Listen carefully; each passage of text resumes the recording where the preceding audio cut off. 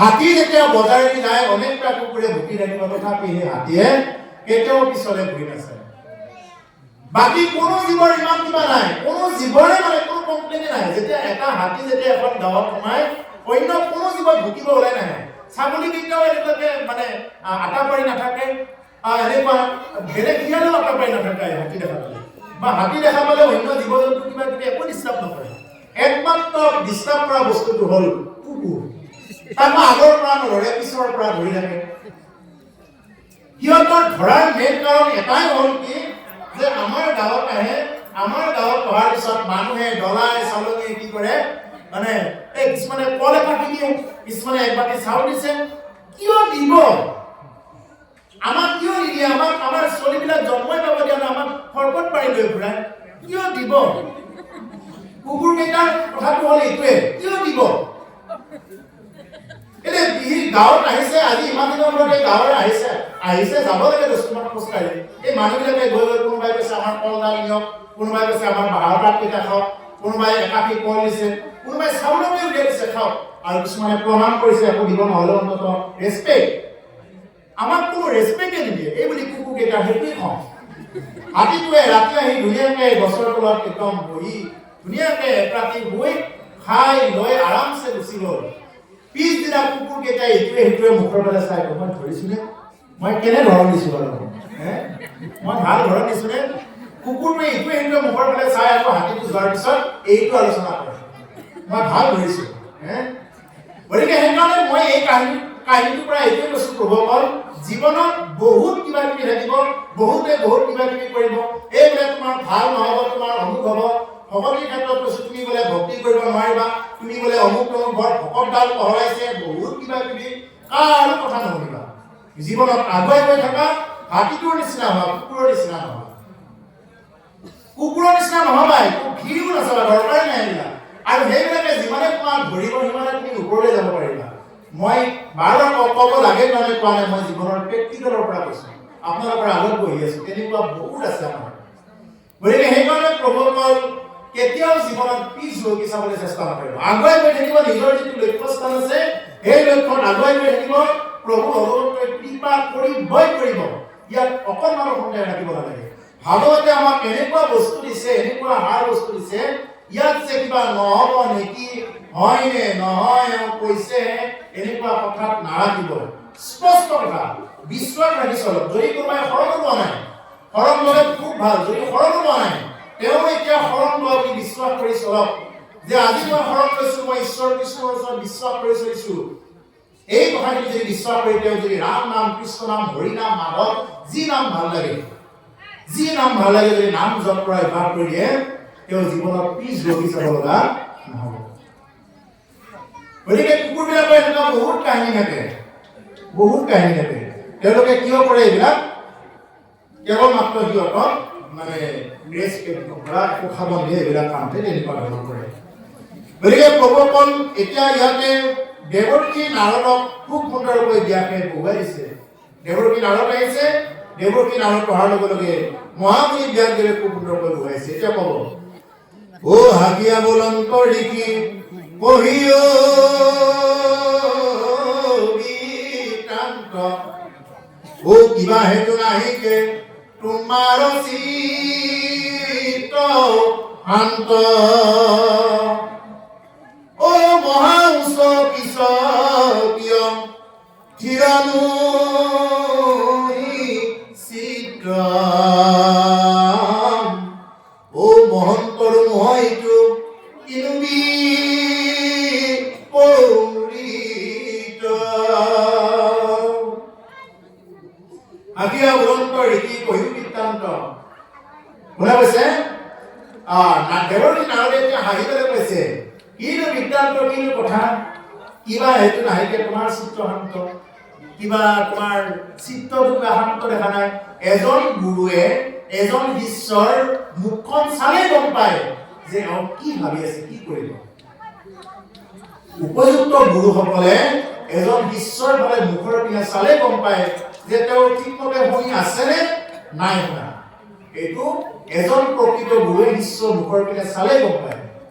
যেনেকৈ মাক দেউতাকে নিজৰ ল'ৰাই কি বিচাৰিছে, কোনফালে যাব কি কৰিব এইখিনি সময়ত কি খায় কি নাখায় গোটেইখিনি জানে লিষ্টত কি আঞ্জা খাই ভাল পায় কি কৰি কি ভাল পায় গোটেইখিনি যেনেকুৱাকে নিজৰ অভিভাৱকে নিজৰ ল'ৰা ছোৱালীক যেনেকুৱাকে জানে এজন গুৰুৱে এজন শিষ্যক কোনে কি কৰিছে জানে আৰু এই জনাৰ কাৰণে ইমানবিলাক মুনিয়ে ভাগৱত শুনি আছে তাৰ পিছতো গুৰুদেৱ পুকে ভাগৱতৰ দায়িত্ব কাক দিয়া বুলি ক'লে ইয়াৰ আগৰ অধ্যায় দিছে কাক দিয়া বুলি ক'লে উগ্ৰসভা পুতক পুত নিজ জাতি আৰু এইটো নিজ জাতি বুলি কৈছে পুতক আৰু যেতিয়া নেকি এই মুনিসকল আকৌ পুনৰ যেতিয়া নেকি নৈমিষাৰণ্যত পুনৰ ভাগৱত কথা শুনা যেতিয়া আৰম্ভ কৰিলে যেতিয়া নেকি তেওঁ মান্যতা কৰি যেতিয়া নেকি আসনত অলংকৃত কৰি ল'লে তেতিয়া কৈছে যে মই আগতে মই একদম নিজ বুলি আছিলোঁ মই আগতে কি আছিলোঁ মই আগতে নিজ বুলিয়েই মই ভাবি আছিলোঁ কিন্তু তোমৰা হ'বৰ প্ৰশ্নত মই আজি মহাধন্য হ'লো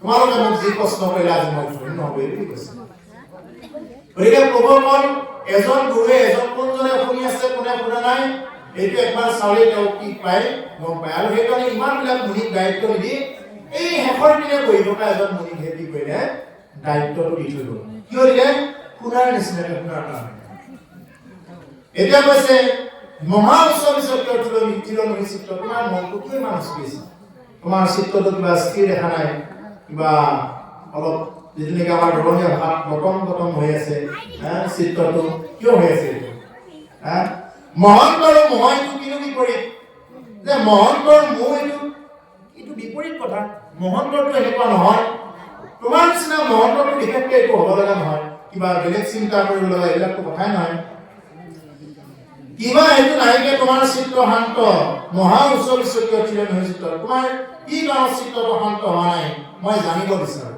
দেৱকী নাহৰেতো জানি সেইকাৰণেই আহিছে তথাপি তেওঁ কৈছে আৰু কথা ও চাৰিও বেদৰ পৰি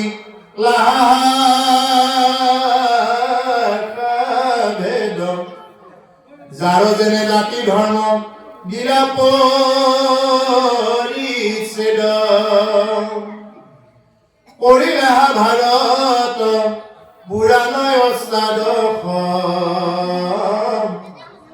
জগততো ব্যাপিলে তোমাৰ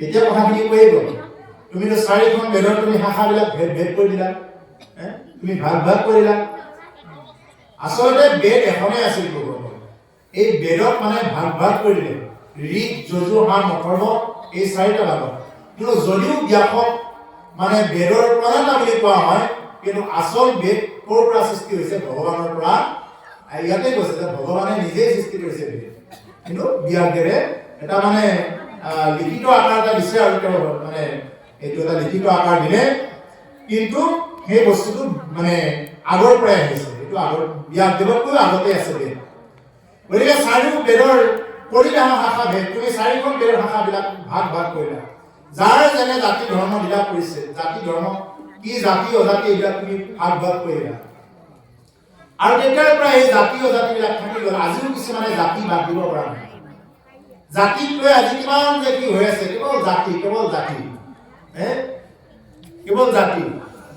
কি জাতি ইমান জাতি এটাই আছে ইয়াতে কেৱল ভকত জাতি ভক্তি কৰা কি জাতি আৰু জাতি আৰু বেলেগ একো বুজি নাপায় ভক্তি এই জাতিক লৈ মাধৱ পুৰুষে নামখন কি কৈছে এনো জানায়ামি চাৰি জাতি চাৰিও আশ্ৰমি নোহোৱাতি নহোধৰ মহিলা দানৱ ততীৰ্থগামী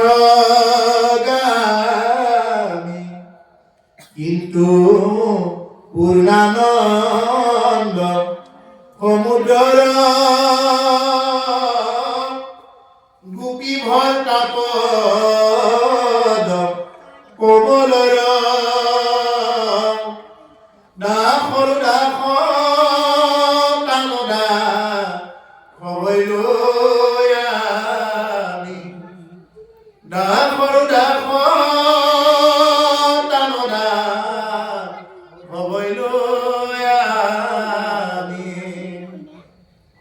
আমাক নাম ঘোষাটো স্পষ্ট কৰিছে হে ভগৱান আমি কোনো চাৰি জাতিও নহয় আমি কোনো ব্ৰাহ্মণো নহয় আমি ক্ষত্ৰিয়ও নহয় আমি বৈশ্যও নহয় আমি শূদ্ৰও নহয় আশ্ৰমীও নহয় চাৰি আশ্ৰমী নহয় বুলি কৈছে আমি কোনো ব্ৰহ্মচৰ্যীও নহয় আমি গ্ৰাহচৰ্যীও বুজি নাপাওঁ বানবস্তিও বুজি নাপাওঁ সন্ন্যাসীও বুজি নাপাওঁ কিন্তু পূৰ্ণানন্দ সমুদ্ৰৰ গোপী ভৰ্তা পদ কমলৰ যি নেকি গোপী ভৰণ পোষণ কৰে গোপীসকলে কিনো জানিছিলে নে তেওঁলোকে বেৰেই জানে নে তেওঁলোকে ইমান কিবা কি জানে তেওঁলোকে একো নাজানে কিন্তু তথাপি তেওঁলোকক কি কৰিছে ভগৱন্ত পুৰুষে তেওঁলোকক ভৰণ পোষণ কৰিছে কৃপা কৰিছে তেওঁলোকৰ লগতেতো ৰাসলীলা কৰিছিলে গতিকে সেইকাৰণে প্ৰভুসকল গোপী ভৰ্তা পদ কমলৰ দাসৰো দাস টান দাস ভৈলো আমি প্ৰভু তোমাৰতো দাস থাকে দাস মানে চাকৰ তোমাৰতো ডাইৰেক্ট চাকৰ থাকে ডাইৰেক্টটো চাকৰ হ'ব নোৱাৰো চাকৰৰো চাকৰ হ'ব নোৱাৰো তেনেকুৱা চাকৰৰো চাকৰ থাকে তেনেকুৱা যাতে হ'ব পাৰো এইটো যাতে তুমি কৃপা কৰে বুলি মাধৱদেৱ পুৰুষে নাম ঘোষাত এইটো বুলি প্ৰাৰ্থনা কৰিছে ইমান উচ্চ ভাৱৰ প্ৰাৰ্থনা কিন্তু পুৰাণানন্দ সমুদ্ৰৰ দাসৰো দাস টানো দাস ভৈলো আমি তেওঁ যাতে দাসৰো দাস হ'ব পাৰো দাস মানে হৰি দাস এইটো হ'ল শ্ৰেষ্ঠ সেইকাৰণে আগৰ ব্ৰাহ্মণ পণ্ডিত বিলাকৰ দাস উপাধি লিখিছিলে কবি দাস তুলসী দাস এনেকুৱাকে আগৰ যিবিলাক মানে ব্ৰাহ্মণ পণ্ডিত বিলাক প্ৰায় বেছিভাগ পণ্ডিতে দাস কি দাস হৰি দাস হৰিৰ সেৱক আৰু প্ৰভুসকল আমিও হৰিৰ সেৱক হ'বৰ কাৰণে হৰিৰ ওচৰত প্ৰাৰ্থনা কৰিব লাগে প্ৰাৰ্থনা মানে আজিকালি ইংৰাজীত ক'লে বুজি পায় এপ্লিকেশ্যন দৰখাস্ত আমি যে প্ৰাৰ্থনা কৰি থাকোঁ কৃপাৰ সাগৰ দৈৱকী নন্দন পুৰী মনৰ কাম ভগতৰ সংগ হৰা নুচুক মুখেইটো আগুনৰ নাম এই যে প্ৰাৰ্থনা কৰোঁ কি বুলি কৈছোঁ যাতে তোমাৰ গুণ নাম যাতে নাযাওক ভকতৰ যাতে সংগ ত্যাগ নহওক এই যে সদায় যে এনেকৈ গাই আছোঁ গাই থকা মানে এখন এপ্লিকেশ্যন বা দৰখাস্ত এখন আমি ঈশ্বৰৰ ওচৰত দি আছোঁ মনত ৰাখিব যিদিনা সেই দৰখাস্তখন সেই এপ্লিকেশ্যনখন যিদিনা ভগৱানে নিজে কৰিব আপোনাক মোক কৃপা কৰিবই কৰিব এইটো মনত ৰাখিব মানে এইটো হ'ল এটা দৰখাস্ত এইটো এটা দৰখাস্ত যে নাজানো আবাহন বিসৰ্জন এইবিলাক যে আমি কৰি থাকোঁ এইবিলাক হ'ল ঈশ্বৰৰ ওচৰত এটা দৰখাস্ত আবেদন ঈশ্বৰৰ ওচৰত দিয়া আবেদনখন যদি তেওঁ এবাৰ হ'লেও যদি পঢ়ি চায় যে আমি কিমান ভাৱেৰে এই আবেদনখন দিছোঁ এই আবেদনখন যদি তেওঁ যদি এবাৰ পঢ়ি চায় নিশ্চয় কৃপা কৰিব কিন্তু তেওঁ পঢ়ি চোৱালে অকণমান অপেক্ষা কৰিব লাগে অকণমান কাৰণ যিহেতু বহুত জনসংখ্যা অকণমান পঢ়োঁতে দেৰি লাগে এইটো পঢ়োঁতে যেতিয়া পাঠটো ওলাব তেতিয়া কৃপা কৰোঁতে বেছি সময় নালাগে সেইকাৰণে কোৱা হয়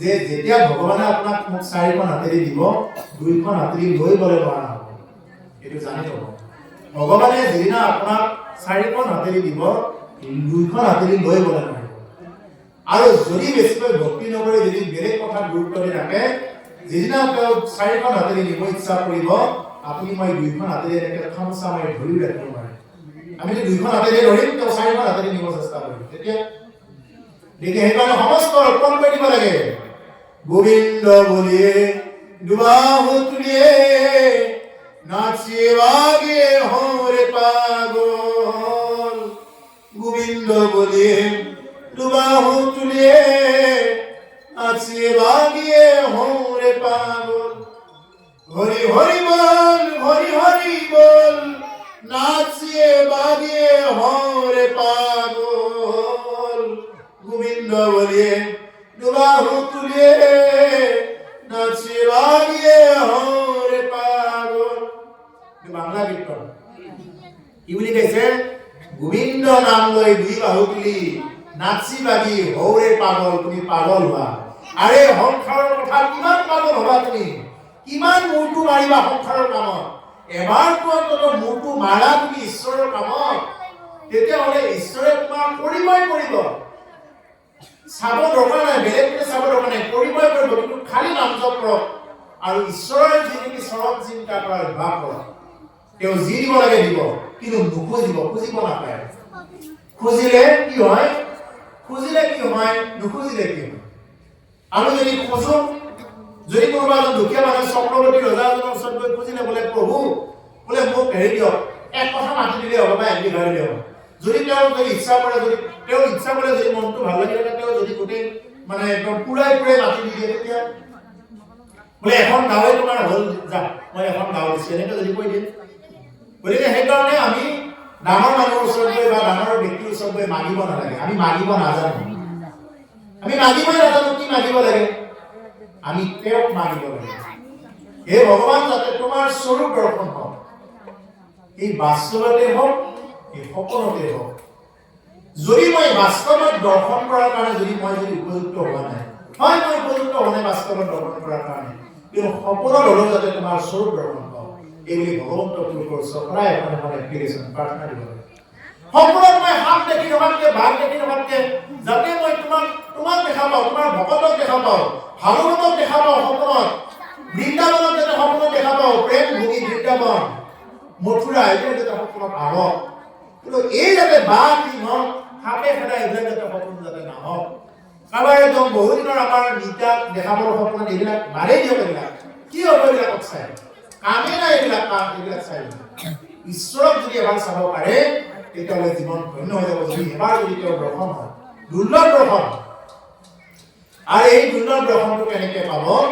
যেতিয়া নেকি আমি সাধু ভগতৰ সংগত আহিম, যেতিয়া নেকি এইবিলাক শ্ৰৱণ কীৰ্তনৰ অভ্যাস কৰিম, তেতিয়া আমাৰ এই দুৰ্লভ দৰ্শন হৈ যাব।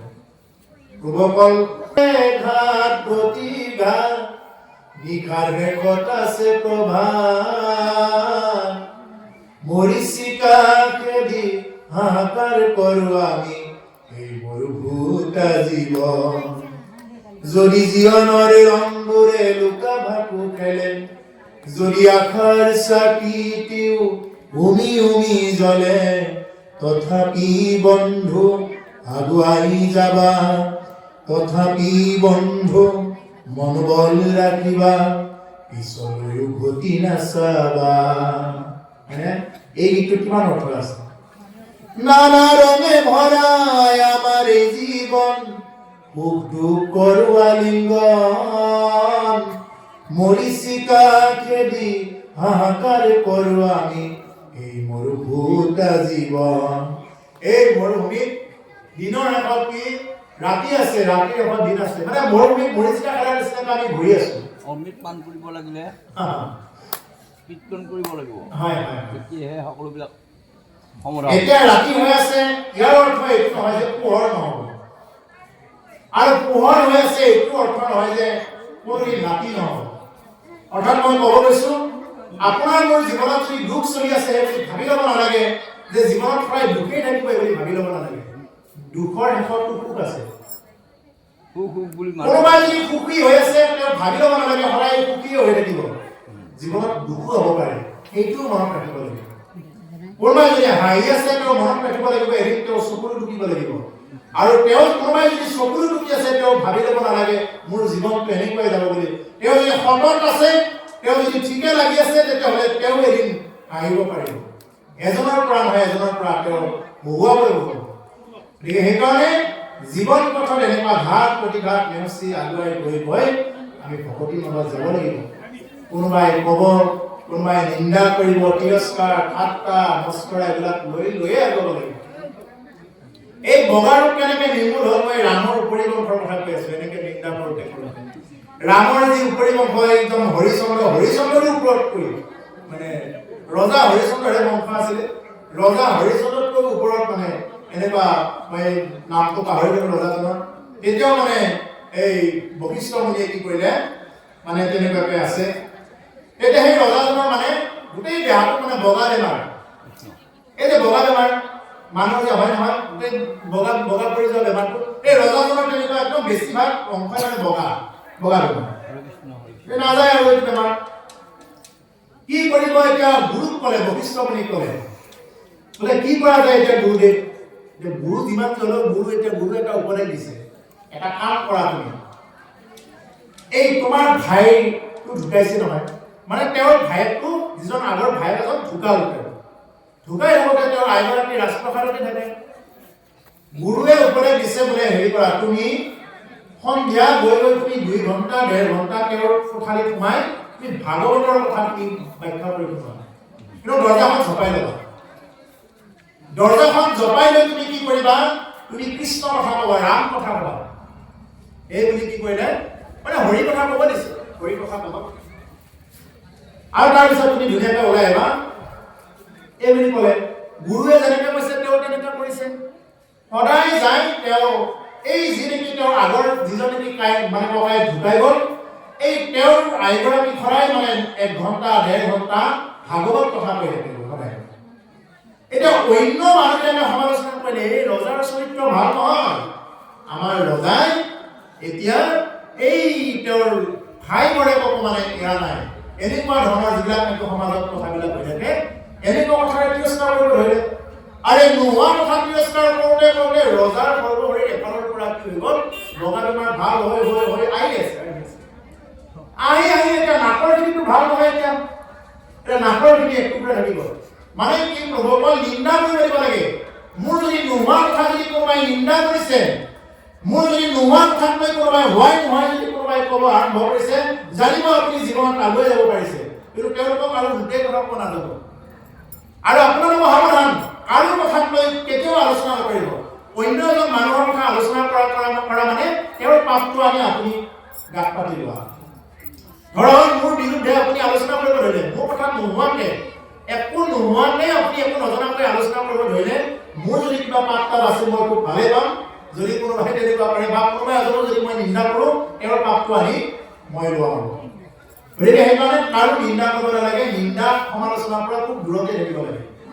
এতিয়া দেখা পালে যে সমস্ত শৰীৰটো আগৰ নিচিনা হ'ল, খালি নাকটো বাকী থাকিলে। এতিয়া গুৰুদেৱক কৈছে বোলে গুৰুদেৱ বাকীখিনিতো ভালেই হ'ল, নিন্দা কৰোঁতে কৰোঁতে মানুহে কেৰেক্টাৰক ধৰি কথা কয়, তেওঁ নিন্দা এইটো বৰ ডাঙৰ নিন্দা। এতিয়া নাকটো ভাল হোৱা নাই, এতিয়া মই কি কৰিম? তেতিয়া গুৰুৱে কৈছে বোলে তোমাৰ নাকটো ভাল হোৱাৰ কাৰণটো হ'ল মই তোমাক নিন্দা কৰা নাই। এতিয়া মই নিন্দা কৰিলেহে তোমাৰ নাকটো ভাল হ'ব, নহ'লে কিন্তু নহ'ব। মই তোমাক নিন্দা নকৰিলে নাকটো থাকিব দিয়া, বাকীখিনিতো ভাল হ'ল, নাকটো থাকিব দিয়া, বাকীখিনি যে ভাল হ'ল এইটোৱে বহুত বুলি ধৰা। মই তোমাক নিন্দা কৰা নাই, মইতো জানো বাকী তোমাৰ সকলো প্ৰজাই নিন্দা কৰিছে, সেইকাৰণে তোমাৰ সকলোখিনি ভাল হ'ল, কিন্তু মই কথাটো যিহেতু জানো সেইকাৰণে মই তোমাক নিন্দা কৰে, যাৰ কাৰণে তোমাৰ নাকটো ভাল হ'ল। সেইকাৰণে নিন্দা কৰিব দিব লাগে। এইটোৱে হ'ল বগা বেমাৰৰ মহৌষধ, নিন্দা। নিন্দা কৰাচোন, কিমান নিন্দা কৰা, যিমান নিন্দা কৰিব সিমান কি হ'ব, তেওঁৰ মানে ভালৰ পিনে আহিব। গতিকে সেইকাৰণে প্ৰভুসকল নোহোৱা কথাক লৈ যদি কোনোবাই তেনেকুৱাকে নিন্দা কৰে, সেই নিন্দাৰ মাজৰ পৰা আহিব পৰাজনে প্ৰকৃত। এই যে দাগ উঠাৰ যে এইবিলাক হয়, কিমান জুই দি একদম কোবাই কিবা কৰাৰ পিছতে এখন দাগলৈ ৰূপান্তৰ হয়। এনেই দাগ হয় নেকি? নহয় নহয়, একদম প্ৰচণ্ড জুইত দিব, একদম হিট দি কোবাব দুইফালে ধৰি, এটাই একফালে হাতুৰি কোবাব, আনফালে আকৌ এটাই কোবাব, কোবাই কমাৰ হালত কোবাই তেনেকুৱাকে দাগ এটাই নিৰ্মাণ কৰে। ঠিক তেনেকুৱা এজন ভক্ত নিৰ্মাণ হ'ব লাগিলে তেওঁ জীৱনত ঘাত প্ৰতিঘাত সমস্তবিলাক বাধা অতিক্ৰম কৰি তেওঁ যাবৰ কাৰণে কেৱল ঈশ্বৰ কৃষ্ণক বন্ধু বুলি লওক। ঈশ্বৰ কৃষ্ণক যদি কোনোবাই বন্ধু বুলি ল'ব লাগে, ল'ব পাৰিলে সিটো নাইকে হয়, ক'তো আৰু তেওঁ ভয় কৰিব লগা কথাই নাই, যদি কোনোবাই ঈশ্বৰক বন্ধু বুলি ল'ব পাৰে। তুমি বেটিৰেকে নাহি বন্ধু আন, যি মোৰ চিন্তা কৰয়, তুমি হে নজৰি নাথ পাও প্ৰভু, কহিতো নাহিকে ভয়, হৰি প্ৰভু জগন্নাথ নিচাৰ কৰা দাৰুণ সংসাৰে। এইটো ভিতৰৰ পৰা অভ্যাস কৰিব, ঘাটি ল'ব বস্তু। তুমি ব্যক্তিগত কোনো বন্ধু আছে যি মোৰ চিন্তা কৰে, তোমাৰ বাহিৰে এনেকুৱা মোৰ কোনো বন্ধুৱেই নাই যে মোৰ কাৰণে কোনোবাই চিন্তা কৰিছে। মোৰ কাৰণে কোনে কাৰ কাৰণে চিন্তা কৰে? চিন্তা নকৰে। গতিকে তুমি হে ভগৱান এই গছৰ সৰু গাঁতত থকা এটা পিপৰাকো তুমি খাব দি আছা, এই মাটিৰ তলত থকা উইকেইটাকো তুমি খাব দি আছা, লঘোণ পৰা নাই কোনেও। য'ত মৰি যোৱা নাই, বংশবৃদ্ধি হৈয়ে আছে, য'ত মৰি যোৱা নাই, নহ'লেতো মৰিয়ে গৈছো। ঈশ্বৰে দয়া কৰি সকলোকে দিছে, আমাকো কৈ আছে। গতিকে হে ভগৱান, তুমি ব্যক্তিগত কোনো বন্ধু আছে যি মোৰ চিন্তা কৰে, মোৰ কাৰণে তোমাৰ বাহিৰে আৰু বেলেগ কোনো চিন্তা নকৰে। তুমি হেন যদি নাথৰ পাও প্ৰভু, কহিতো নাহিকে হয়।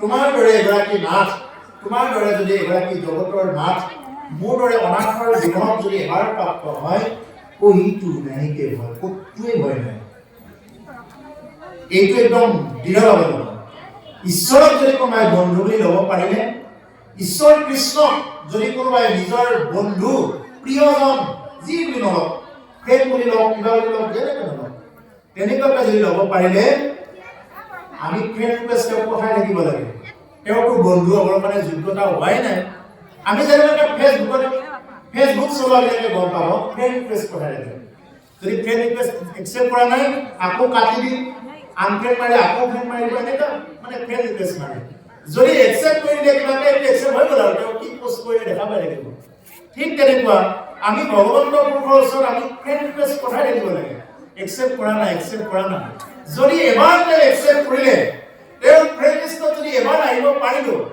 নিৰ্ভেজাল চিন্তাই নকৰিব আপোনাৰ মোৰ কাৰণে চিন্তা কৰিব তেওঁ আৰু আমি চিন্তা কৰিব লগা নহয় চিন্তাটো তেওঁ কৰিব সেইকাৰণে ফ্ৰেণ্ড ৰিকুৱেষ্ট পঠাই থাকক ফ্ৰেণ্ড ৰিকুৱেষ্টটো যিদিনাখনে একচেপ্টেড হৈ যাব সেইদিনাখনে আপুনি মই আৰু ক'তোৱে কোনো কাৰণত ক'তো আৰু চিন্তাই কৰিব লগা নহয় গতিকে সেইকাৰণে প্ৰভুসকল তেওঁৰ ওচৰত আমি সদায় মানে নিবেদন একদম ভিতৰৰ পৰা এইটো ভিতৰৰ পৰা আকৌ দেখুৱাই নহয় একদম ভিতৰৰ পৰা অন্তৰৰ পৰা নিবেদন কৰিব এই নিবেদনে কিবা কৰিব কোনো কামত অসুবিধা নহয় সেইকাৰণে প্ৰভুসকল ঈশ্বৰৰ ওচৰত সেইকাৰণে আমি তেনেকুৱা নিবেদন ৰাখিব লাগে একো তেনেকুৱাকে যিকোনো বস্তু মাগিব নালাগে যেনেকুৱাকে জ্বৰ কাহ মূৰৰ বিষ পেটৰ বিষ হাত ভৰি ভগা চিগা নামাগিলেও দিয়ে মাগে নেকি কোনোবাই মোৰ হাতখন ভাঙি যাওক বুলি মাগে নেকি তথাপিও যে হাত ভাঙে কিয় যেনেকুৱাকে নামাগিলেও ঈশ্বৰে দিয়ে ঠিক তেনেকুৱাকে নামাগিলেও তোমাক সম্পত্তি দিব যি দিব লাগে ঈশ্বৰে দিব কিন্তু তুমি মাগিব নালাগে নামাগিলেও যেনেকুৱাকে দিয়ে ঠিক তেনেকুৱাকে নামাগিলেও তোমাক ভাল বেয়া সমস্ত বস্তু দি দিব যদি এৰিব লগা হৈছে কমিটিৰ ফালৰ পৰা মোক ওচৰত আহি একবাৰ জনাই দিব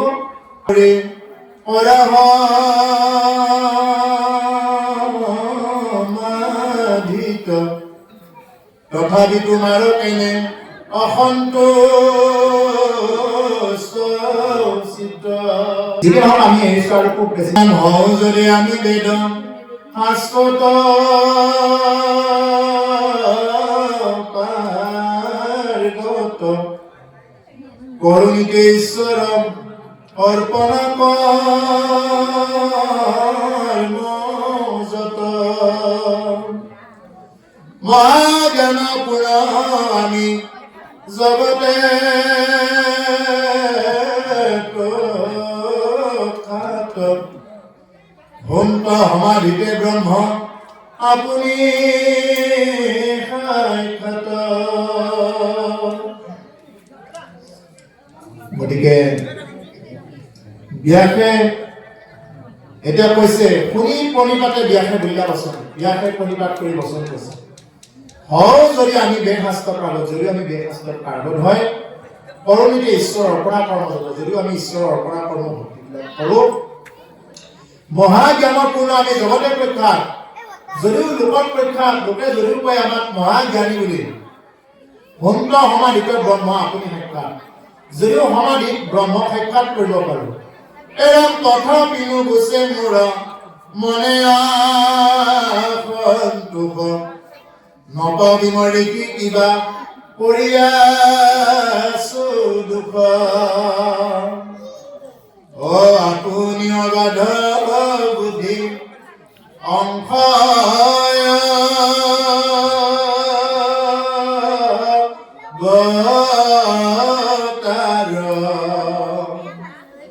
উচুহতুনত কৰো কাৰণ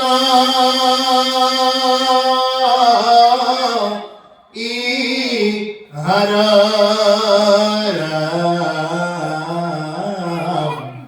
হৰি ৰাম ৰাম ৰাম ৰাম প্ৰভুসকল এতিয়া ব্যাসে কৈছে তথাপি নুগুছে মোৰ মনে অসন্তোষ যদিও মই ব্ৰহ্মক সাক্ষাৎ কৰিব পাৰো নপাও বিমৰিতি কিবা কৰি আছো মই কি দোষ কৰিছো মই নিজে নাৰদৰ কৈছে আপুনি অগাধ বুদ্ধি অংশগত আপুনিতো অগাধ বুদ্ধি বহুতো আপোনাৰ বুদ্ধি আছে, আপুনি ঈশ্বৰৰ অংশ, কুশল তোমাক কৈও ইয়াৰ কাৰণ। গতিকে মই ইয়াৰ কাৰণ ক'ব তুমি কোৱা। ইয়াৰ পিছত ক'ব কল নাৰদ মুনিয়ে খুব সুন্দৰকৈ এটা ব্যাখ্যা কৰি যাব। এই যে তুমি যে গছৰ গুৰিটো পানী দিব দিলা, ডালে পত্ৰে গোটেইবিলাক পানী দিব দিলা, তুমি যে মূৰত যে পানী দিব লাগে এইটো যে নেদেখুৱালা, তুমি যে অন্য জীৱ জন্তুবিলাকক কাটি কাটি পূজা কৰিব লাগে বুলি ক'লা, অমুকটো পূজা কৰিলে অমুকটো ফল পায়, অমুকটো কৰিলে অমুকটো পায়, এইবিলাক দেখুৱালা। তুমি কিন্তু প্ৰকৃত ভক্তিটো কি বস্তু এইটো নেদেখুৱালা। আৰু যাৰ কাৰণে তোমাৰ সেইটোৱে গতিবোৰ থাকি গ'ল, সেইকাৰণে তুমি ভাগৱত শাস্ত্ৰ ৰচনা কৰা। ভাগৱত শাস্ত্ৰহে তোমাক কি কৰিব, ৰচনা কৰাৰ পিছত মনুষ্য উদ্ধাৰ হ'ব পাৰিব আৰু তেতিয়াহে তোমাক কি কৰিব, কৃপা কৰিব।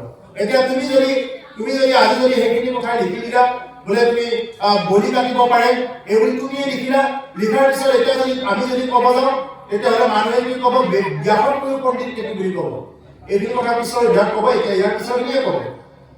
গতিকে সেইকাৰণে কৰা মই তোমাক উপদেশ দিছো, নাৰদে উপদেশ দিছে বোলে হে ব্যাস, তুমি চব বাদ দি তুমি এই বলি বিধান যাগ যজ্ঞ একো নোহোৱা, তুমি এটাই কাম কৰা, তুমি কেৱল নামত ৰাখা, তুমি ভাগৱত শাস্ত্ৰ প্ৰদান কৰা। আৰু সেইকাৰণে 4 বেদ 14 18 পৰা মূল তত্ত্ব হ'ল ভাগৱত। আগতে এই এটা কিবা পূজা পাতল কৰিব দিলে, অমুকটো গ্ৰহ পূজা কৰা, তমুকটো পূজা কৰা, অমুকটো পুজিলে অমুক পায়, তাৰমানে বাদ কেইবাটাও দেখাই শেষত আমাক এই বৈকুণ্ঠৰ কল্পটোৰ ভাগৱত শাস্ত্ৰ এটাই বাদ দেখালে, বোলে তুমি ৰাম নাম লোৱা, কৃষ্ণ নাম লোৱা। গতিকে প্ৰভুসকল ভাগৱত তেনেকুৱা এখন শাস্ত্ৰ যি ক'লে কৈয়ে থাকিব পাৰি। আজি বেছি নাপালে অকণমান কিবা, গতিকে ক'লে মানে ওলাই থাকে। এই অতি ৰসৰ এই ভাগৱত শাস্ত্ৰ, গতিকে যিখিনি পাইছে সেইখিনিকে বহুত বুলি গ্ৰহণ কৰিব বুলি আশা ৰাখিছোঁ। প্ৰভু ভগৱন্তই কৃপা কৰক। আপোনালোকে যি উদ্দেশ্য আগত ৰাখি এই বৈকুণ্ঠৰ কল্পটোৰ ভাগৱত পাঠ ব্যাখ্যা অনুষ্ঠান বা আয়োজন কৰিছে ধুনীয়াকৈ, অহাকালিও আপোনালোকৰ অনুষ্ঠান খুব সুন্দৰকৈ যাওক। প্ৰভু ভগৱন্তই কৃপা কৰক। মনৰ ভাৱ মনোবাঞ্ছাবিলাক যিসকলে ভালদৰে শুনিলে প্ৰভু ভগৱন্তই কৃপা কৰক। আয়ুষত বিঘ্নি শূন্য হয়, সদায় ভগৱন্তৰ কৃপাৰে আগুৱাই যাওক, এই প্ৰভু ভগৱন্তৰ ওচৰত প্ৰাৰ্থনা জনাই। আৰু আমিও কওঁতে যদি কিবা বঢ়াদিতা হৈছে আপোনালোকে কৃপা কৰিব, মাৰ্জনা কৰিব, এইটোকে আশা ৰাখি আমি ভাগৱত পাঠৰ ব্যাখ্যা অনুষ্ঠান সমাপ্ত কৰিছোঁ।